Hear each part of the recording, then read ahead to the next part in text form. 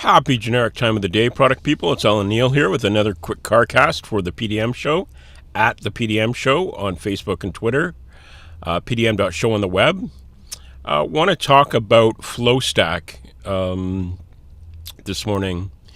And, as product people, especially as technologists, we think and talk a lot about our technology stacks and our tool stacks and things like that. What I want to talk about this morning is what I call your flow stack, and what that's all about is, in my 20 plus years of working in technology B2B product management, the one word that I distill, my goal as a product manager down to is alignment.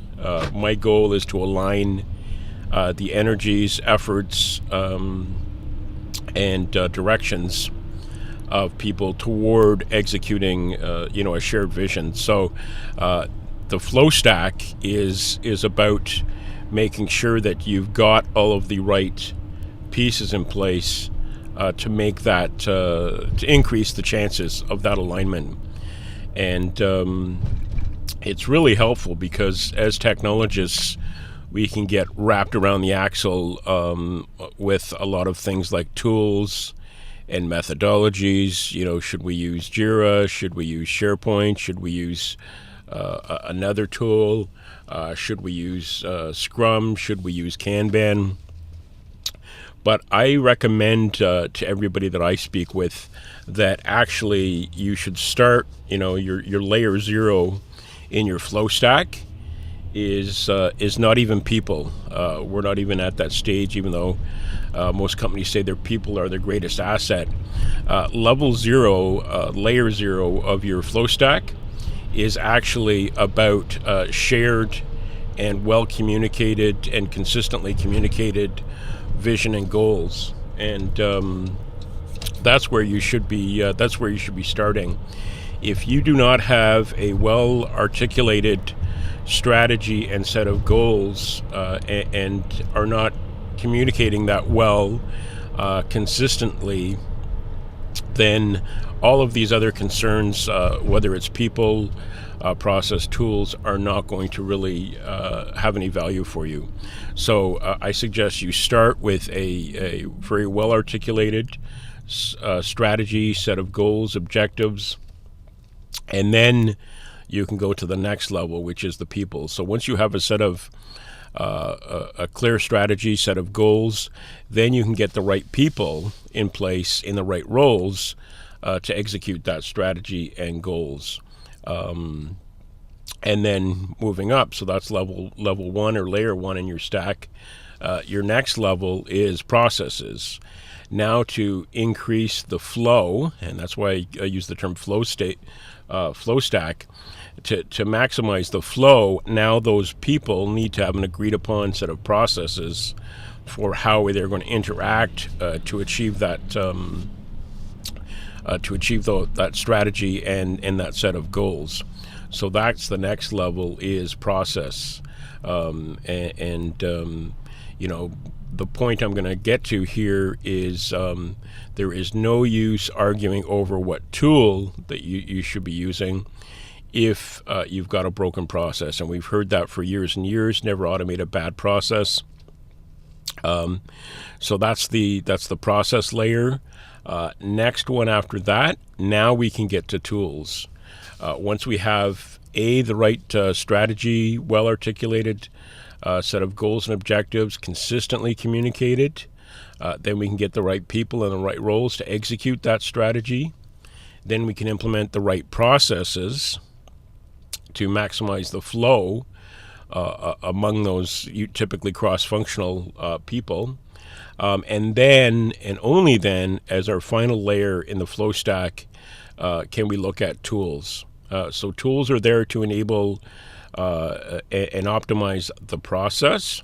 The process is there to enable and optimize the people, and the people are there to execute the shared vision, strategy, and goals.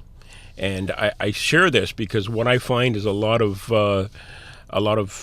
folks are trying to solve problems at the wrong level. I forget who it was that originally said it. I think it might have been Einstein, but lots of people have said it since. You have to make sure that you're solving a problem at the right level. And I find a lot of people try to solve, people problems with tools. They try to solve process problems with tools. And I really strongly recommend that whenever you've got a problem in your organization with flow, that you don't just look at the tool, which is, in my mind, the most superficial layer, that you actually go back down to the root. And I find the fastest way to get to the root cause is go back to the root and look and say, okay, is there a really strong, compelling, well-articulated strategy in place, and vision and set of goals and objectives? Okay, level 0, you can check that one off.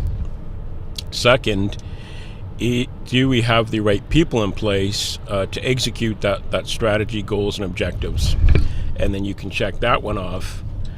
Then you can move to process and say, okay, if we've got the right strategy, well articulated, we've got the right people in the right roles, now let's look at our processes. Do we have the right processes in place to enable those people to execute the strategy and goals?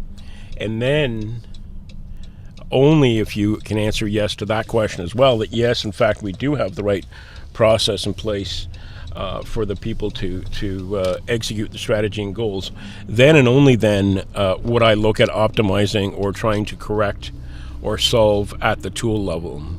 So you always want to look at the tool last. And the other way to think about this is, always go back to simplifying at each level. So in other words, if something is broken down at any of these levels, then, the first thing you probably want to do is simplify it. And a lot of times, as I said, maybe you've optimized and automated too soon in your process. So for example, if your tool isn't working, then maybe your tool is too complicated. Maybe you need to go from an online system back to a shared whiteboard or bulletin board system.